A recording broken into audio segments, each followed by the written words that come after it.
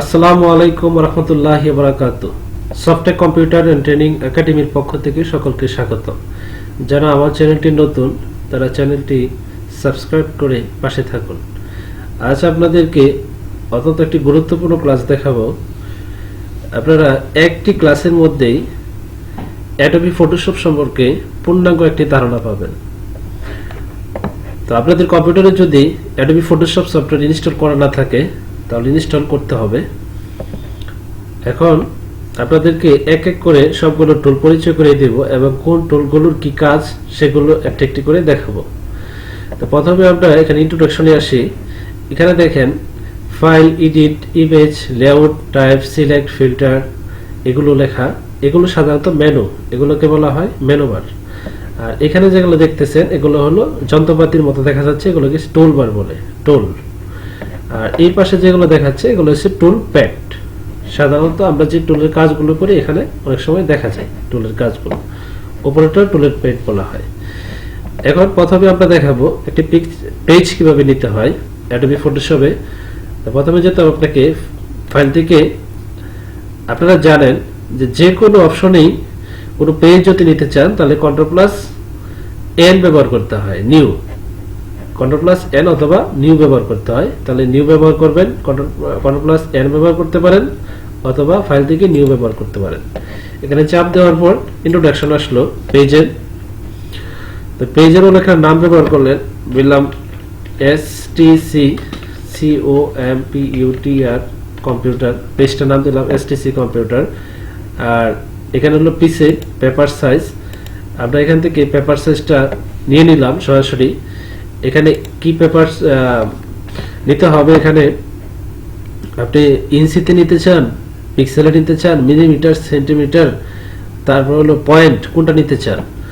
তাহলে এখান থেকে আমরা ইঞ্চি সিলেক্ট করলাম। তারপর সাধারণত A4 পেপার নিতে চাই। A4 পেপার হলো ওয়াইড থেকে সাধারণত 8 আর হাইট থেকে 11। এখন রেজুলেশন সাধারণত 300 নেবেন সবসময়। আপনারা কি কালার ব্যবহার করতে চান এখানে কালারটা সিলেক্ট করবেন। যদি গ্লেস্কেল কালার ব্যবহার করেন তাহলে শুধু সাদা কালো হবে। RGB CMYK কালার ব্যবহার করতে পারেন, ল্যাব কালারও ব্যবহার করতে পারেন। এখানে আজকে RGB কালার ব্যবহার করলাম এবং ব্যাকগ্রাউন্ড কি কালার নিতে চাই, হোয়াইট কালার নিলাম। নেওয়ার পর ওকেতে ক্লিক করার সাথে সাথে একটা পেজ চলে আসছে। তাহলে পেজটা হলো লেআউটের সাথে অ্যাডজাস্ট করে নিব। এটা চাপটা ধরে টাইটেল বারে এটার সাথে অ্যাটাচ করে নিলাম, তাহলে পেজটা চলে আসলো। এই যে এখানে দেখা যাচ্ছে যে STC কম্পিউটার নামে এই পেজটা হয়ে গেল। এখন আমরা আস্তে আস্তে টুল সম্পর্কে আলোচনা করি। এটা হলো রেক্টেঙ্গেল টুল। এটার ভিতরে অনেকগুলো টুল আছে। একটা হচ্ছে ইলেকট্রিক্যাল টুল, ইলিপস টুল যেটাকে বলি, তারপর হচ্ছে রেক্টেঙ্গেল টুল। এগুলো সাধারণত সিলেক্ট করার ক্ষেত্রে ব্যবহার করতে হয়। যদি আমরা এখানে একটা রেক্টেঙ্গেল টুল নেই, তাহলে এখানে যদি কোনো কালার ব্যবহার করতে চাই, এটা হলো এই ফুল পেজটা থেকে এখানে এই অপশনটুকু সিলেক্ট করলাম, তাহলে সিলেক্ট করার ক্ষেত্রে এই টুলটা ব্যবহার করতে হয়। এর সাথে সাথে আরো কিছু বলে দিচ্ছি, যেমন এখানে এই কালার, এখানে কালার ব্যবহার করতে চাই, যেমন এই কালারটা যদি ব্যবহার করতে চাই এখানে, তাহলে এখানে দেখবেন আসবেন হলো সিলেক্ট করার পরে যেতে হবে কালার সিলেক্ট করলাম, তারপর হচ্ছে প্লেন বাকেট টুলটা সিলেক্ট করবেন, তারপর এখানে যাই যদি ক্লিক করেন তাহলে এইটুকুর মধ্যে কালার চলে আসলো। এখানে গোলবৃত্তটা নিতে চান, নিতে পারেন ইচ্ছা করলে। আমি গোলবৃত্ত যদি নিতে চাই নিতে পারবো। যে এখান থেকে কালার সিলেক্ট করলাম, ডবল ক্লিক করে যে কোনো কালার দিতে চাই কালার দিতে পারবো। তারপর হলো এখানে আবার কি প্লেন বাকেট টুলে ক্লিক করে চাপ দিব, যে দেখেন কালারটা চলে আসলো। তাহলে সাধারণত এগুলো হলো সিলেকশন টুল। এটাও একই রকম ভাবে সিলেকশন টুল। এখানে লোজ টুলও করতে পারেন, পলিগন লোজ টুলও করতে পারেন। লোজ টুল হলো আপনি এক চাপ দিয়ে সিলেক্ট করে নিতে পারেন অপশনটুকু, কতটুকু নেবেন। আপনার পেজ থেকে কোনো অপশন যদি প্রয়োজন পড়ে যে এক চাপ দিয়ে সিলেক্ট করে দিব, একই অপশন রেক্টেঙ্গল টুল এবং সার্কেল টুল দিয়ে যে কাজটা করেছিলাম, যেটা হলো নির্দিষ্ট পরিমাণ সিলেক্ট হবে। আর হলো লোজ টুল হলে আপনি এক চাপ দিয়ে মাউস দিয়ে সিলেক্ট করে নিতে পারেন। তো এটার ভিতরে আরো টুল আছে, হলো এটা হলো আপনি একটা চাপ দিলেন, এভাবে চাপ দিয়ে সিলেক্ট করে নিতে পারেন। এটাও সিলেকশন টুল। তারপর হলো যাবেন হলো আপনি ম্যাজিক টুল। ম্যাজিক টুল একটি অপশনে কাজ করে, সিলেকশন হিসেবে কাজ করে। আপনি যদি কোনো অপশন সিলেক্ট করতে চান তাহলে এক চাপ দিয়ে এটাকে সিলেক্ট করতে পারেন। এটা হলো ম্যাজিক টুল। যে কোনো অপশন যদি সিলেক্ট করতে চাই, এইটুকু সিলেক্ট করলাম, ফোনটুকু সিলেক্ট করলাম, তাহলে বিভিন্ন হলো এখান থেকে সিলেকশন টুল হলো এটা ব্যবহার করতে পারি। তাহলে সিলেকশন টুল কয়টা পাইলাম আমরা এখানে? রেক্টেঙ্গেল টুল পাইলাম, তারপর হচ্ছে সার্কেল টুল পাইলাম, এখানে লোস টুল পাইলাম, তারপর পলিগন টুল, ম্যাজিক টুল পাইলাম। তারপর হলো এটার নাম হলো ক্রপ টুল। ক্রপ টুলের কাজ হলো আপনি যদি কোনো অপশন কাটেন, যে পেজটাকে যদি কাটতে চাই, কতটুকু নিয়ে কাটবো আমি, এটা হলো কাটার জন্য এই টুলটা ব্যবহার করা হয়। কাটার সময় এখানে মাপ দিতে পারেন 1.5, এটা হলো এখানে দেওয়া আছে হলো পাসপোর্ট সাইজের ছবির মাপ। আপনি বড় সাইজ করতে বড় সাইজ করতে পারেন, ছোট সাইজ করলে ছোট সাইজ করতে পারেন। তো এটা হলো ক্রপ টুল। ক্রপ টুলের কাজ একটা, এটা সাধারণত আপনাদের সবার মোবাইলেও থাকে। ক্রপ টুলের কাজ আমরা জানি যে ছবিটাকে কাটা। এরপর হলো এটার নাম হলো আইডোপার টুল। আইডোপার টুলেরটা কাজটা হলো আপনি যখন কোনো কালার সিলেক্ট করতে চান, যে একটা কালার এমন এক জায়গায় আছে যে কালারটা আপনি এখান থেকে খুঁজে পাচ্ছেন না, এমন একটা কালার ব্যবহার করলাম এখানে, যে কালারটা আপনি খুঁজে পাচ্ছেন না, সেই ক্ষেত্রে আপনি আইডোপার টুল দিয়ে সেই কালারটা সিলেক্ট করতে পারেন। এক কথা হলো কালার সিলেকশন টুল। আর এরপরে হলো এই টুলের কাজটা দেখালাম, প্লেন বাকেট টুল। এছাড়াও কাজ হলো এখানে আরো কিছু গুরুত্বপূর্ণ টুলগুলো দেখাচ্ছি আপনাদেরকে। এখানে হলো স্টেম টুল, স্টেম, যেটাকে স্টেমও বলতে পারি বা কোলন স্টেম টুল বলতে পারি। কোলন স্টেম টুল হলো সাধারণত আপনাকে দেখাই, একটা পিকচার নিয়ে আসি, ফাইল থেকে ওপেনে ক্লিক করে এখান থেকে পিকচারটা নিয়ে আসলাম, এই পিকচারটাই থাকুক এখানে। এখান থেকে স্ট্যাম্প টুলটা যদি ব্যবহার করি, স্ট্যাম্প টুলের কাজ হলো এইরকম ভাবে ব্যবহার করতে পারবেন। এই পয়েন্টটা বড় ছোট করার জন্য হলো যেতে হবে আপনাকে থার্ড ব্র্যাকেট ওপেনে এবং ক্লোজিং এর চাপ দিলে বড় ছোট করতে পারবেন। যেমন এখান থেকে আপনারা অনেক সময় দেখছেন না, স্ট্যাম্প থেকে সাব দেন, এই যে অল্টারের চাপ দিয়ে এখানে ক্লিক করে যদি আপনি এখানে পেস্ট করেন, দেখেন এই যে এখান থেকে কি হইলো, এটা লাইটের মতো এই যে চলে আসতেছে। অনেক সময় এটা এরকম লাগে যে সিল দিয়ে যেভাবে, এই যে সিল দিয়ে দিলাম। আর জিনিস শেখাচ্ছি, কন্ট্রোল অল্টার জেড এ চাপ দিলে ব্রেক করতে পারবেন। কন্ট্রোল অল্টার জেড এ চাপ দিলে কি করা যাবে? ব্রেক করা যাবে।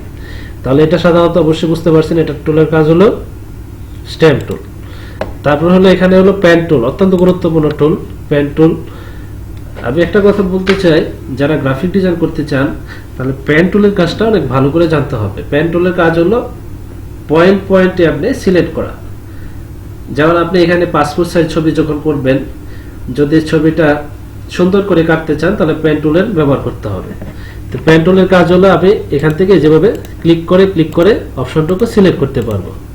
এই হলো পেন টুলের কাজ, সিলেকশন, সাধারণত এটা সিলেকশন টুলের কাজ। আপনারা যদি, যে আমার আরেকটা ক্লাস দেওয়া আছে যেটা হলো যে পাসপোর্ট সাইজের ছবি কিভাবে তৈরি করবেন, ওই ক্লাসের মধ্যে পেন টুলের কাজটা অনেক সুন্দর করে দেওয়া আছে, ওই ভিডিওটা দেখে নেবেন। তারপর এটা হলো টাইপিং টুল। কোনো টাইপিং যদি কাজ করতে চান তাহলে এই টাইপিং টুলটা ব্যবহার করতে পারেন। তো আমরা এখান থেকে টাইপিং টুল ব্যবহার করতে পারি। এখানে পেজ নিয়ে নিলাম। টাইপিং টুলের কাজ হলো টাইপ করা। এটা মাইক্রোসফট ওয়ার্ড যদি পারেন, এই যে টাইপিং টুলের কাজ এখানে সামারাইজ চলে আসলো। টুলের যে এই টুলের যে কাজগুলো আছে সবগুলো উপরে চলে আসলো। এখান থেকে সাইজ করে নিতে পারবেন, কোন সাইজে লিখতে চান লিখে নিলাম STC। কালার অপশন চেঞ্জ করতে পারবেন ইচ্ছা করলে, সিলেক্ট করে এখান থেকে কালারে ক্লিক করলে আপনি কালার পরিবর্তন করতে পারবেন। এই অবস্থায় যদি বড় করতে চান তাহলে কন্ট্রোলের চাপটা ধরলেই বড় করা যাবে। এবং এখানে আছে হলো মুভ টুল, মুভ টুলের চাপ দিয়ে আপনি স্থানান্তর করতে পারেন। তাহলে টাইপিং টুলের কাজ হলো এটুকু। তারপর হলো টাইপিং টুলের কাজ এই পর্যন্ত করতে পারেন। এটা যদি প্রয়োজনে ডিলিট করে দিতে চান তাহলে এখানে লেখাটার উপরে ক্লিক করে ডিলিট অপশনে ক্লিক করে ইয়েস দিয়ে দিবেন, ডিলিট হয়ে যাবে। তাহলে এটা আমরা টাইপিং টুল শিখলাম। আর এটা হলো অত্যন্ত গুরুত্বপূর্ণ শেপ টুলের কাজ। যদি আপনি কোনো শেপ নিতে চান, এখানে দেখেন অনেক ধরনের শেপ আছে। এখানে কাস্টম শেপে গেলে আর অনেক শেপ পাবেন। এই যে দেখেন এখানে অনেকগুলো শেপ দেওয়া আছে। এখান থেকে কোনো শেপ যদি ব্যবহার করতে চান, যেমন এখান থেকে এটা ব্যবহার করলাম, এগুলো অনেক সময় কাজে লাগে। এটাকে রাইট বাটনের চাপ দিয়ে রাস্টারাইজ করতে হবে।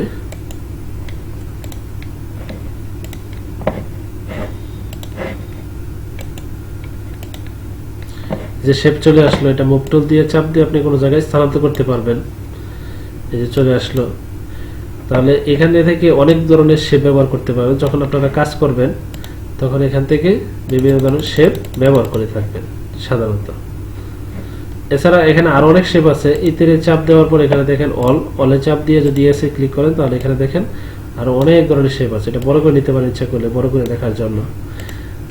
দেখেন এই ধরনের শেপগুলো নিতে চাই, কালার ব্যবহার করতে পারবো, এখান থেকে কালার ব্যবহার করা যাবে, যে কালারটা আপনি মন চাই নিতে পারবেন।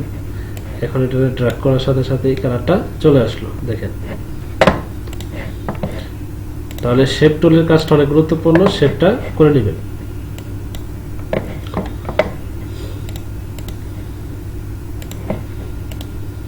এগুলো ডিলিট করে দিলাম। তারপর এটা হলো হ্যান্ড টুল। হ্যান্ড টুলের কাজটা হলো আপনি সরানোর জন্য যেটা লাগবে, যেমন অনেক যেগুলো জুম করে ফেলেন, জুম করার ক্ষেত্রে যদি এটাকে সরাতে চান যে এভাবে সরাইতে পারবেন হ্যান্ড টুলের কাজটা। তারপর হলো এটা হলো জুম টুল। জুম টুলটা এভাবে করতে পারেন,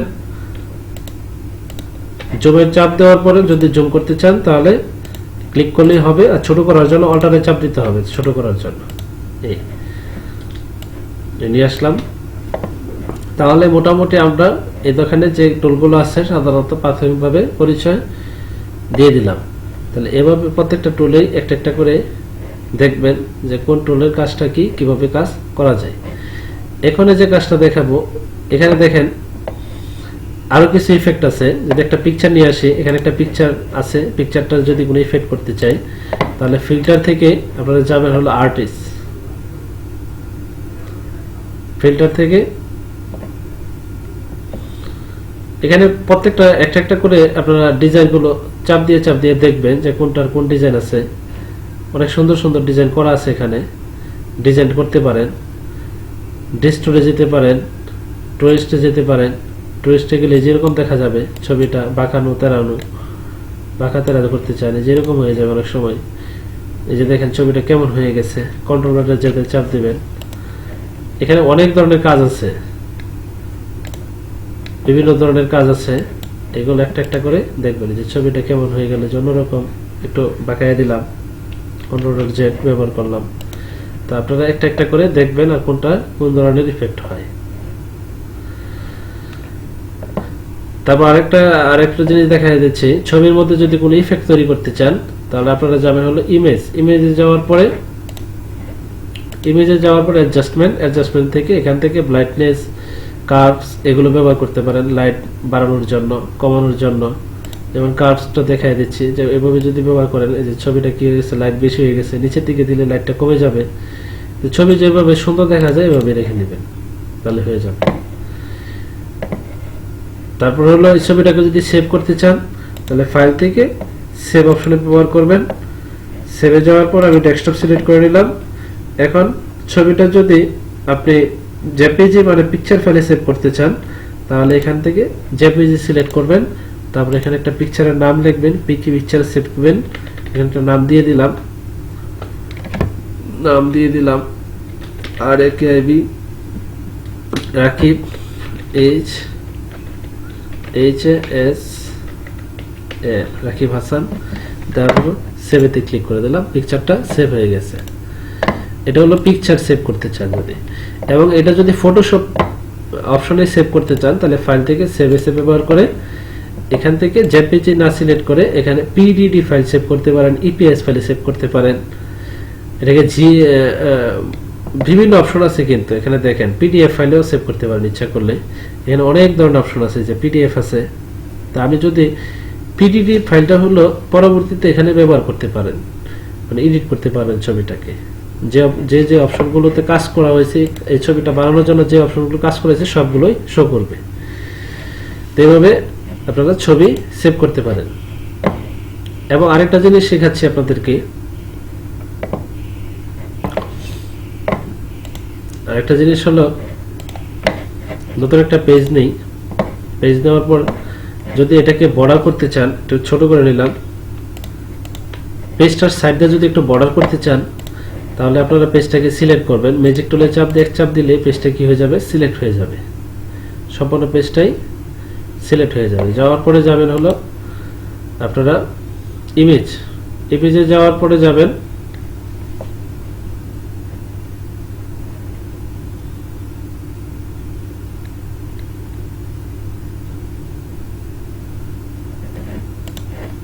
সিলেক্টে যাবেন, সরি সিলেক্টে যাওয়ার পরে মডিফাই জায়গায় বর্ডারে ক্লিক করে এখানে বর্ডারটা নিয়ে নিলাম 30 অপশনে ক্লিক করে ওকেতে ক্লিক করলেন, সাইড দিয়ে বর্ডার অপশন চলে আসবে। আসার পরে আপনি প্লেন বাকেট টুলে ক্লিক করে এখানে অপশনে ক্লিক করার সাথে সাথে দেখবেন কালার সিলেক্ট করে প্রয়োজনে নতুন একটা লেয়ার নিয়ে নেবেন। লেয়ার নিয়ে নিলে কাজটা সুন্দর দেখা যাবে।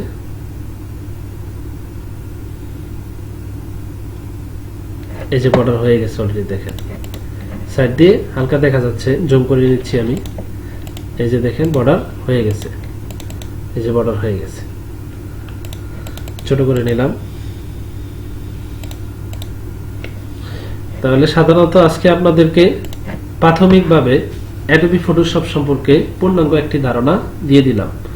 তা আমার অনেকগুলো ভিডিও আছে এই চ্যানেলে অ্যাডোবি ফটোশপের, আপনারা দেখবেন একটা প্লেলিস্টই আছে অ্যাডোবি ফটোশপ সম্পর্কে, এখানে 15টা ক্লাস মতো দেওয়া আছে। আপনারা যদি সবগুলো ক্লাস একের পর এক করে দেখেন তাহলে অ্যাডোবি ফটোশপ সম্বন্ধে সম্পূর্ণ ধারণা পাবেন। তা আজকে এই পর্যন্তই, ধন্যবাদ সবাইকে, ভালো থাকবেন। আসসালামু আলাইকুম ওয়া রাহমাতুল্লাহি ওয়া বারাকাতুহু।